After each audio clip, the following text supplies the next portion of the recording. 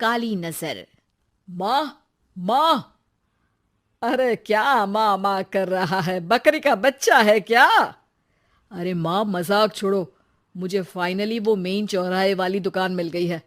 अब देखना, आपका बेटा दुगनी स्पीड से पैसा कमाएगा। उफ, वो ये क्या? मेरी ऑनलाइन मेकअप क्लास चल रही है। इतनी जोर से क्यों बोल रहे हो आप दोनों? अरे मेरी धर्म पत्नी जी, मेकअप क्लास बाद में करना। वो चौराहे वाली दुकान मिल गई है हमको। अरे वाह! रुको, मैं अपनी माँ को फोन लगाकर बता देती हूँ। अरे मैं भी अपने रिश्तेदारों को बता देती हूँ। कितनी खुशी की बात है। हाँ हाँ, मैं भी अपने दोस्तों को बता देता हूँ। 1 हफ्ते बाद रजिस्ट्री है। बस, घर में खुशी का मौका था। उन तीनों ने अपने अपने फोन उठाए और लोगों में बात फैलाना शुरू कर दिया। और रही सही कसर, श्वेता बहू ने अपने पड़ोस में सबको बताकर कर दी। अरे वर्मा आंटी, अब हम भी जल्दी कार ले लेंगे। घर का रेनोवेशन होगा और ठाट से रहेंगे हम भी। अरे, ऐसा क्या हुआ? लॉटरी बाटरी लग गई है क्या? अरे, इस बार चौराहे वाली मॉल में हमको भी दुकान मिल गई है। दुकान नंबर 21, जो एकदम चौराहे पर है। अब ग्राहक बढ़ेंगे तो आमदनी भी बढ़ेगी ही ना। अरे वाह, कितनी खुशी की बात है। मैं बहुत खुश हूँ तुम्हें इतना खुश देख के। बाकी एक बात कहूँ, सबको मत बताते फिरना। किसी की नजर लग जाएगी तो खुशी की खबर वापस लौट जाएगी। हैं? ऐसे थोड़ी ना होता है। अब डरा रही हो। अरे सही कह रही हूँ। काली नजर कहते हैं इस चीज को, जब आप किसी को कुछ बताओ और वो काम बिगड़ जाए। अरे लेकिन मैं तो। तुमने सबको बता दिया ना? हाँ, फोन लगा लगा के। अब बच के रहना। काली नजर बड़ी खतरनाक होती है। श्वेता इतनी खुश रहती है कि वो वर्मा आंटी की बात पर ध्यान ही नहीं देती, जबकि पड़ोस में और भी लोगों से खुशी की खबर शेयर करती रहती है। अगले दिन राजेश बहुत दुखी होकर घर आता है। अरे बेटा, क्या हुआ? मुंह क्यों सूजा हुआ है? मधुमक्खी ने काट लिया क्या? माँ, वो दुकान किसी और के पास चली गई। किसी ने ज्यादा भाव लगा दिया। अरे पर बात तो आपसे हुई थी ना उस दुकान वाले की।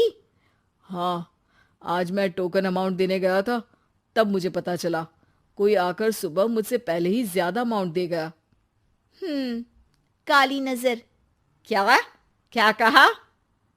वर्मा आंटी ने समझाया था कि किसी को बताना मत, वरना काली नजर लग जाएगी। अच्छा, तुम्हें उनकी बात मान लेनी चाहिए थी। उनकी बात मान लेती, लेकिन उसके पहले ही सबको बता चुके थे ना हम तीनों। अरे अगली बार से ध्यान रखेंगे। कोई भी नई चीज होगी तो किसी को नहीं बताएंगे। तीनों कुछ दिन ऐसे ही रहते हैं, पर एक दिन श्वेता को एक मेल आता है। राजेश, मेरा ऑनलाइन मेकअप कोर्स कंप्लीट हो गया। अब मैं खुद का पार्लर खोल सकती हूँ। अरे वाह, अपने मोहल्ले में ही खोलते हैं। ये जो घर के सामने दुकान है ना, वहीं। हाँ, यहाँ सस्ती भी मिल जाएगी। अगले दिन श्वेता वर्मा आंटी के पास जाती है, मिठाई का डब्बा लेकर। अरे आओ आओ, कैसे आना हुआ? जोर से नहीं बोलूंगी। वो सामने वाली दुकान है ना, वहां मैं अपनी पार्लर की दुकान खोलने वाली हूँ। उसकी मिठाई है। अरे वाह, बहुत बधाई हो तुमको। हाँ, मैं कमाने लगूंगी तो राजेश पर पूरे घर का बोझ नहीं रहेगा ना आंटी जी। ये तो है। पर ये बता कि तूने ये बात किसी और को तो नहीं बताई ना? अरे नहीं नहीं, पिछली बार गलती कर दी थी। काली नजर लगी किसी की और राजेश के हाथ से वो दुकान चली गई थी। सबको मत बताना। चलो मैं चलती हूँ, कल दुकान की बात करने भी तो जाना है। अगले दिन श्वेता दुकान के लिए मालिक से बात करने जाती है। अरे लेकिन दुकान तो हम कल रात को ही किसी को दे चुके हैं। कल ही? हाँ, कल ही। 2 दिन बाद कोई यहाँ पार्लर भी खोल लेगा। अब कहीं और दुकान देख लीजिए। अरे पर हमको भी तो पार्लर ही खोलना था। हाँ भाई, ये एक ही दुकान है, आधी आधी तो नहीं दे सकता ना मैं। राजेश और श्वेता घर पर हताश होकर आ जाते हैं। इस बार तो किसी को बताया भी नहीं था, अब किसकी काली नजर लग सकती है। सुनो, तुमने माँ को बताया था क्या? अरे कैसी बात कर रही हो, माँ की नजर थोड़ी ना लगेगी। पक्का तुमने किसी को नहीं बताया था ना? सिर्फ वर्मा आंटी को बताया था, उन्होंने ही मुझे किसी को नहीं बताने को कहा। अरे यार, तुम भी सही हो, मेरी माँ को नहीं बताने को कह रही हो, पर वर्मा आंटी को बताना तुम्हें जरूरी लगा। अरे वर्मा आंटी ने ही तो काली नजर के बारे में बताया था ना, वो हमेशा हमारा भला ही तो चाहती है। मेरी माँ भी हमारा भला ही चाहती है। अरे पर चिल्ला क्यों रहे हो? बात नहीं कर सकते क्या आराम से? नहीं आता वो आराम से बात करना, और करना भी नहीं चाहता हूं मैं। दुकान जाने का दुख गुस्से में बदल गया था और राजेश और श्वेता में बात बंद हो गई थी। 2 दिन बाद मोहल्ले में पार्लर का इनॉग्रेशन हुआ, जिसमें मोहल्ले के सभी लोगों को बुलाया गया, पर श्वेता, राजेश और माँ नहीं जाते। माँ, अंदर आ जाओ, क्या देख रही हो? अरे नया पार्लर देख रही हूं अपने आंगन से। देखो, माँ को दूसरे का सुख देखने में कितना मजा आ रहा है, मेरा दुख नहीं दिख रहा इन्हें। यह मेरा पार्लर भी तो हो सकता था। अरे चुप रहो यार, हर बात में लड़ाई क्यों ढूंढ रही हो? राजेश और श्वेता फिर बहस करने लगते थे। तभी माँ ने दोनों को बाहर बुलाया। अरे जरा देखो तो, दुकान चलाने वाले का बोर्ड पर नाम क्या लिखा है? श्रुति वर्मा। गाड़ी निकाल बेटा, हमें कहीं जाना है। काली नजर का इलाज कराने? राजेश अपनी बाइक निकालता है। तीनों ट्रिपलिंग कर रहे हैं।